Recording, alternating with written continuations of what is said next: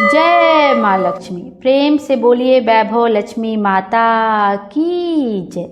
आइए आज के वीडियो में हम वैभव लक्ष्मी व्रत कथा का श्रवण करेंगे। वैभव लक्ष्मी का व्रत शुक्रवार के दिन किया जाता है। शाम के समय वैभव लक्ष्मी माता का पूजा अर्चना करने के बाद व्रत कथा का श्रवण किया जाता है। बिना व्रत कथा के श्रवण के यह व्रत पूर्ण नहीं माना जाता है। तो आइए हम भी वैभव लक्ष्मी माता का ध्यान करते हुए सच्चे दिल से वैभव लक्ष्मी व्रत कथा का श्रवण करते हैं। आइए सबसे पहले माता लक्ष्मी के सभी रूपों का ध्यान करते हैं, उसके उपरांत कथा का श्रवण करेंगे। प्रेम से बोलिए जय धन लक्ष्मी माँ।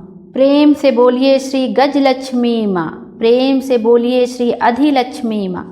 प्रेम से बोलिए श्री विजय लक्ष्मी माँ। प्रेम से बोलिए श्री ऐश्वर्य लक्ष्मी माँ। प्रेम से बोलिए श्री वीर लक्ष्मी माँ। प्रेम से बोलिए श्री धान्य लक्ष्मी माँ। प्रेम से बोलिए श्री संतान लक्ष्मी माता की जय। जय हो माता लक्ष्मी, आपकी जय हो। आइए अब कथा का श्रवण करते हैं। एक बड़ा शहर था। इस शहर में लाखों लोग रहते थे। पहले के जमाने के लोग साथ साथ रहते थे और एक दूसरे के काम आते थे। पर नए जमाने के लोगों का स्वरूप ही अलग सा है। सब अपने अपने काम में रत रहते हैं। किसी को किसी की परवाह नहीं। घर के सदस्यों को भी एक दूसरे की परवाह नहीं होती। भजन कीर्तन, भक्ति भाव, दया माया, परोपकार जैसे संस्कार कम हो गए हैं। शहर में बुराइयां बढ़ गई थी। शराब, जुआ, रेस, व्यभिचार, चोरी, डकैती वगैरह बहुत से गुनाह शहर में होते थे। कहावत है कि हजारों निराशा में एक अमर आशा छिपी हुई है। इसी तरह इतनी सारी बुराइयों के बावजूद शहर में कुछ अच्छे लोग भी रहते थे। ऐसे अच्छे लोगों में शीला और उनके पति की गृहस्थी मानी जाती थी। शीला धार्मिक प्रकृति की और संतोषी थी। उनका पति भी विवेकी और सुशील था। शीला और उनका पति ईमानदारी से जीते थे। वे किसी की बुराई करते ना थे और प्रभु भजन में अच्छी तरह समय व्यतीत कर रहे थे। उनकी गृहस्थी आदर्श गृहस्थी थी और शहर के लोग उनकी गृहस्थी की सराहना करते थे।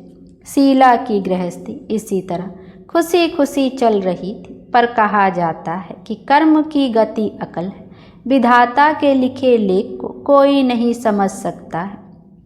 इंसान का नसीब पल भर में राजा को रंक बना देता है और रंक को राजा।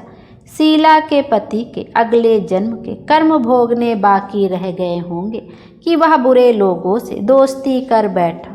वह जल्द से जल्द करोड़पति होने के ख्वाब देखने लगा। इसलिए वह गलत रास्ते पर चढ़ गया और करोड़पति के बजाय रोडपति बन गया। यानी रास्ते पर भटकते भिखारी जैसी उसकी हालत हो गई थी। शहर में शराब, जुआ, रेस, चरस, गांजा वगैरह बदियां फैली हुई थी। उसमें शीला का पति भी फंस गया। दोस्तों के साथ उसे भी शराब की आदत हो गई। जल्द से जल्द पैसा वाले बनने की लालच में दोस्तों के साथ रेस जुआ भी खेलने लगा। इस तरह बचाई हुई धनराशि, पत्नी के गहने, सब कुछ रेस जुए में गंवा दिया था। इसी तरह एक वक्त ऐसा भी था कि वह सुशील पत्नी शीला के साथ मजे में रहता था और प्रभु भजन में सुख शांति से वक्त व्यतीत करता था। उसके बजाय घर में दरिद्रता और भूखमरी फैल गई। सुख से खाने के बजाय 2 वक्त भोजन के लाले पड़ गए और शीला को पति की गालियां खाने का वक्त आया था। शीला सुशील और संस्कारी स्त्री थी। उसको पति के बर्ताव से बहुत दुख हुआ, किंतु वह भगवान पर भरोसा करके बड़ा दिल रखकर दुख सहने लगी। कहा जाता है कि सुख के पीछे दुख और दुख के पीछे सुख आता ही है, इसलिए दुख के बाद सुख आएगा ही। ऐसी श्रद्धा के साथ शीला प्रभु भक्ति में लीन रहने लगी। इस तरह शीला असहाय दुख सहते सहते प्रभु भक्ति में वक्त बिताने लगी। अचानक एक दिन दोपहर को उनके द्वार पर किसी ने दस्तक दी। शीला सोच में पड़ गई कि मुझ जैसे गरीब के घर इस वक्त कौन आया होगा। फिर भी द्वार पर आए हुए अतिथि का आदर करना चाहिए, ऐसे आर्य धर्म के संस्कार वाली शीला ने खड़े होकर द्वार खोला। देखा तो सामने एक माजी खड़ी थी। वे बड़ी उम्र की लगती थी, किंतु उनके चेहरे पर अलौकिक तेज निखर रहा था। उनकी आंखों में से मानो अमृत बह रहा था। उनका भव्य चेहरा करुणा और प्यार में छलकता था। उनको देखते ही शीला के मन में अपार शांति छा गई। वैसे शीला इस माँ जी को पहचानती ना थी, फिर भी उनको देखकर शीला के रोम रोम में आनंद छा गया। शीला माँ जी को आदर के साथ घर में ले आई। घर में बिठाने के लिए कुछ भी नहीं था, अतः शीला ने सकुचाकर एक फटी हुई चादर पर उनको बिठाया। माँ जी ने कहा, क्यों शीला, मुझे पहचाना नहीं? शीला ने सकुचाकर कहा, माँ, आपको देखते ही बहुत खुशी हो रही है, बहुत शांति हो रही। ऐसा लगता है कि मैं बहुत दिनों से जिसे ढूंढ रही थी वे आप ही हैं, पर मैं आपको पहचान नहीं पाई। माँ जी ने हंसकर कहा, क्यों भूल गई? हर शुक्रवार को लक्ष्मी जी के मंदिर में भजन कीर्तन होते हैं, तब मैं भी वहाँ आती हूँ। वहाँ हर शुक्रवार को हम मिलते हैं। पति गलत रास्ते पर चढ़ गया, तब से शीला बहुत दुखी हो गई थी और दुख की मारी वह लक्ष्मी जी के मंदिर में भी नहीं जाती थी। बाहर के लोगों के साथ नज़र मिलाते भी उसे शर्म लगती थी। उसने याददाश्त पर जोर दिया, पर यह माँ जी याद नहीं आ रहे थे। तभी माँ जी ने कहा, तू लक्ष्मी जी के मंदिर में कितने मधुर भजन गाती थी, अभी अभी तो दिखाई नहीं देती थी। इसलिए मुझे हुआ कि तू क्यों नहीं आती है, कहीं बीमार तो नहीं हो गई है ना? ऐसा सोचकर मैं तुझे मिलने चली आई हूँ। माँ जी के अति प्रेम भरे शब्दों से शीला का हृदय पिघल गया। उसकी आंखों में आंसू आ गए। माँ जी के सामने वह बिलख बिलख कर रोने लगी। यह देखकर माँ जी शीला के नज़दीक सरके और उसकी सिसकती पीठ पर प्यार भरा हाथ फेर कर सांत्वना देने लगी। माँ जी ने कहा, बेटी, सुख और दुख तो धूप और छाँव जैसे होते हैं। सुख के पीछे दुख आता है और दुख के पीछे सुख भी आता है। धैर्य रखो बेटी। और तुझे क्या परेशानी है? तेरे दुख की बात मुझे सुना, तेरा मन भी हल्का हो जाएगा और तेरे दुख का कोई उपाय भी मिल जाएगा। माँ जी की बात सुनकर शीला के मन को शांति मिली। उसने माँ जी को कहा, माँ, मेरी गृहस्थी में भरपूर सुख और खुशियाँ थी। मेरे पति भी सुशील थे। भगवान की कृपा से पैसे की बात में भी हमें संतोष था। हम शांति से गृहस्थी चलाते, ईश्वर भक्ति में अपना वक्त व्यतीत करते थे। यकायक हमारा भाग्य हमसे रूठ गया। मेरे पति को बुरी दोस्ती हो गई। बुरी दोस्ती की वजह से वे शराब, जुआ, रेस, चरस, गांजा वगैरह खराब आदतों के शिकार हो गए और उन्होंने सब कुछ गंवा दिया और हम रास्ते के भिखारी जैसे बन गए। यह सुनकर माँ जी ने कहा, सुख के पीछे दुख और दुख के पीछे सुख आता ही रहता है।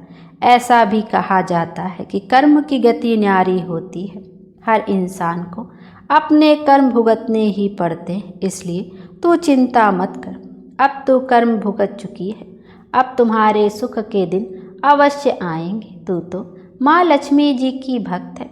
माँ लक्ष्मी जी तो प्रेम और करुणा के अवतार हैं। वे अपने भक्तों पर हमेशा ममता रखती हैं। इसलिए तू धैर्य रख के माँ लक्ष्मी जी का व्रत कर, इससे सब कुछ ठीक हो जाएगा। माँ लक्ष्मी जी का व्रत करने की बात सुनकर शीला के चेहरे पर चमक आ गई। उसने पूछा, माँ, लक्ष्मी जी का व्रत कैसे किया जाता है? वह मुझे समझाइए, मैं यह व्रत अवश्य करूँगी। माँ जी ने कहा, बेटी, माँ लक्ष्मी जी का व्रत बहुत सरल है। उसे वरद लक्ष्मी व्रत या वैभव लक्ष्मी व्रत कहा जाता है। यह व्रत करने वाले की सब मनोकामना पूर्ण होती है। वह सुख संपत्ति और यश प्राप्त करता है। ऐसा कहकर माँ जी वैभव लक्ष्मी व्रत की विधि कहने लगी। बेटी, वैभव लक्ष्मी व्रत वैसे तो सीधा साधा व्रत है, किंतु कई लोग यह व्रत गलत तरीके से करते हैं, अतः उसका फल नहीं मिलता। कई लोग कहते हैं कि सोने के गहने की हल्दी कुमकुम से पूजा करो, बस हो गया। पर ऐसा नहीं है। कोई भी व्रत शास्त्रीय विधि पूर्वक करना चाहिए, तभी उसका फल मिलता है।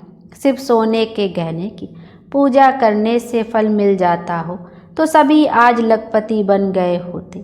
सच्ची बात यह है कि सोने के गहनों का विधि पूजन करना चाहिए। व्रत की उद्यापन विधि भी शास्त्रीय विधि मुताबिक करनी चाहिए, तभी यह वैभव लक्ष्मी व्रत फल देता है। यह व्रत शुक्रवार को करना चाहिए। सुबह में स्नान करके स्वच्छ कपड़े पहनो और सारा दिन मन में जय माँ लक्ष्मी का रटन करते रहो। किसी की चुगली नहीं करनी चाहिए। शाम को पूर्व दिशा में मुख रख सके इसी तरह आसन पर बैठ जाओ। सामने पाटा रखकर उसके ऊपर रुमाल रखो।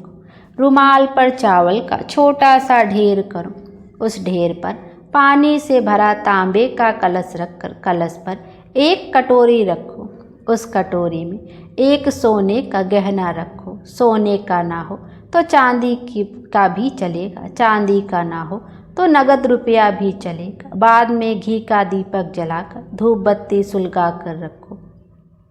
माँ लक्ष्मी जी के बहुत स्वरूप हैं और माँ लक्ष्मी जी को श्रीयंत्र अति प्रिय है, अतः वैभव लक्ष्मी में पूजन विधि करते वक्त सर्वप्रथम श्रीयंत्र और लक्ष्मी जी के विविध स्वरूपों का सच्चे दिल से दर्शन करो और माँ लक्ष्मी जी के स्तवन का पाठ करो।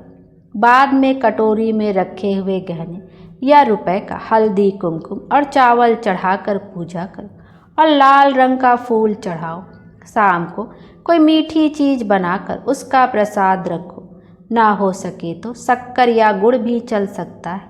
फिर आरती करके 11 बार सच्चे हृदय से जय माँ लक्ष्मी बोलो। बाद में 11 या 21 शुक्रवार यह व्रत करने का दृढ़ संकल्प माँ के सामने करो और आपकी जो मनोकामना हो वह पूरी करने को माँ लक्ष्मी जी को विनती करो। फिर माँ का प्रसाद बांट दो और थोड़ा प्रसाद अपने लिए रखो। अगर आप में शक्ति हो तो सारा दिन उपवास रखो और सिर्फ प्रसाद ग्रहण करते समय खाना खा लो। अगर थोड़ी शक्ति ना हो तो 2 बार भोजन कर सकते हो। बाद में कटोरी में रखा गहना या रुपया ले लो। कलश का पानी तुलसी क्यारे में डाल दो और चावल पक्षियों को डाल दो। इसी तरह शास्त्रीय विधि अनुसार व्रत करने से उसका फल अवश्य मिलता है। इस व्रत के प्रभाव से सब प्रकार की विपत्ति दूर होकर आदमी माला माल हो जाता है। संतान ना हो उसे संतान प्राप्ति होती है। सौभाग्यशाली स्त्री का सौभाग्य अखंड रहता है। कुंवारी लड़की को मन भावन पति मिलता है। शीला यह सुनकर आनंदित हो गई। फिर पूछा, माँ आपने वैभव लक्ष्मी व्रत की जो शास्त्रीय विधि बताई है वैसे मैं अवश्य करूँगी, किंतु इसकी उद्यापन विधि किस तरह करनी चाहिए यह भी कृपया करके सुनाइए। माँ जी ने कहा, 11 या 21 जो मन्नत मानी हो उतने शुक्रवार यह वैभव लक्ष्मी व्रत पूरी श्रद्धा और भावना से करना चाहिए। व्रत के आखिरी शुक्रवार को जो शास्त्रीय विधि अनुसार उद्यापन विधि करनी चाहिए वह मैं तुझे बताती हूँ। आखिरी शुक्रवार को खीर या नैवेद्य रखो। पूजन विधि हर शुक्रवार को करते हैं वैसी ही करनी चाहिए। पूजन विधि के बाद श्रीफल फोड़ो और कम से कम 7 कुंवारी या सौभाग्यशाली स्त्रियों को कुमकुम का तिलक करके वैभव लक्ष्मी व्रत की एक पुस्तक उपहार में देनी चाहिए और सबको खीर का प्रसाद देना चाहिए। फिर धन लक्ष्मी स्वरूप वैभव लक्ष्मी स्वरूप माँ लक्ष्मी जी को प्रणाम करें। माँ लक्ष्मी जी का यह स्वरूप वैभव देने वाला है। प्रणाम करके मन ही मन भावुकता से माँ की प्रार्थना करते वक्त कहे, हे माँ धन लक्ष्मी, हे माँ वैभव लक्ष्मी, मैंने सच्चे हृदय से आपका वैभव लक्ष्मी व्रत पूर्ण किया है, तो हे माँ हमारी जो भी आपकी मनोकामना है वह बोलो कि मनोकामना पूर्ण करो। हमारा सबका कल्याण करो। जिसे संतान ना उसे संतान देना, सौभाग्यशाली स्त्री का सौभाग्य अखंड रखना, कुंवारी लड़की को मन भावन पति देना। आपका यह चमत्कारी वैभव लक्ष्मी व्रत जो करे उन सब की विपत्ति दूर करना, सबको सुखी करना। हे माँ, आपकी महिमा अपरंपार है। प्रेम से बोलिए वैभव लक्ष्मी माता की जय। जय माँ लक्ष्मी, आपकी जय हो।